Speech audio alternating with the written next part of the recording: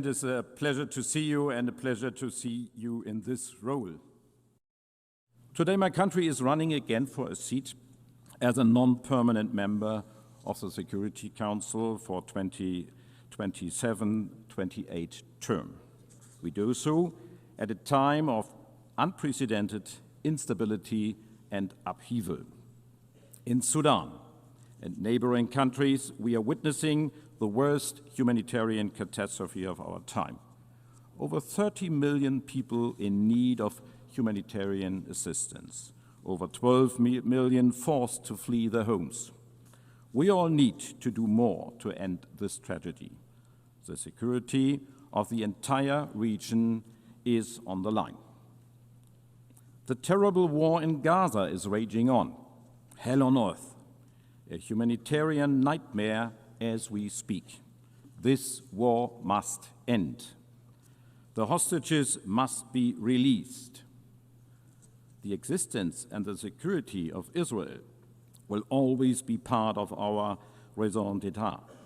There must be a future in peace and in dignity for all in the Middle East. As we have reaffirmed in this hall this week, 2 states for 2 peoples, the only solution. I commend all those who continue to work tirelessly to find a path to peace, notably the United States of America. Excellencies, Iran has created and armed a network of malign proxy forces destabilizing the region. In addition, it has for many years been engaged in a nuclear program which goes far beyond any plausible civilian use. For us, it is imperative. Iran must never acquire a nuclear weapon.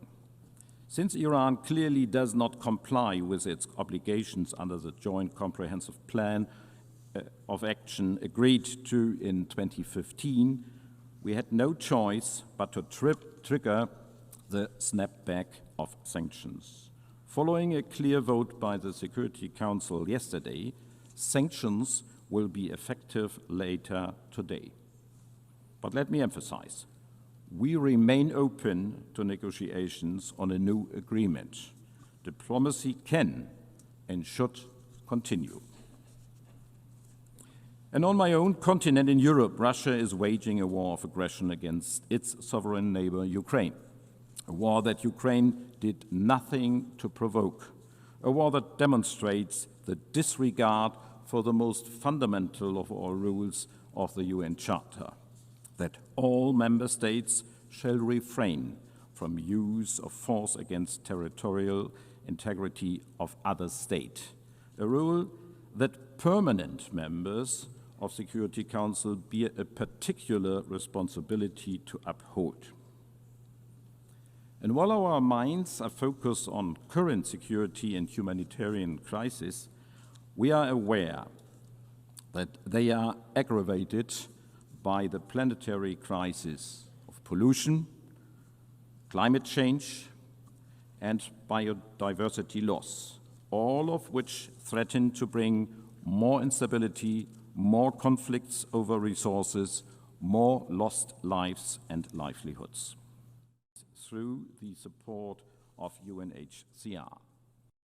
I know firsthand the risks and the consequences of rising sea levels. And I can assure those whose safety and livelihoods are already endangered by climate change today, we are and we remain by your side. Climate justice means supporting those who are most affected, helping them adapt and address the losses they are already facing. It means significantly reducing emissions globally and keeping the 1.5-degree limit within reach. Germany will be a reliable partner in this. We stand by our target to be climate neutral by 2045. For this opportunity. But it also means we feel particularly responsible. It is out of respect for international law and human rights that Germany works towards the establishment of a special tribunal for the crimes of aggression against Ukraine. That's why we support and defend international courts. That's why we work to protect human rights defenders where they are at risk. We stand by international humanitarian law. Ladies and gentlemen, respect also means reform. After 80 years, we must make sure that our institutions represent the world as it is today.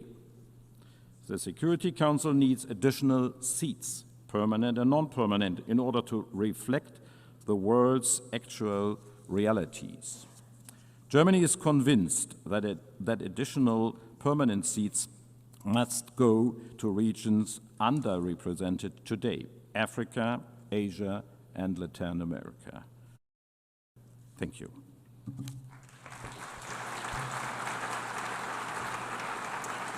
I thank the Federal Minister.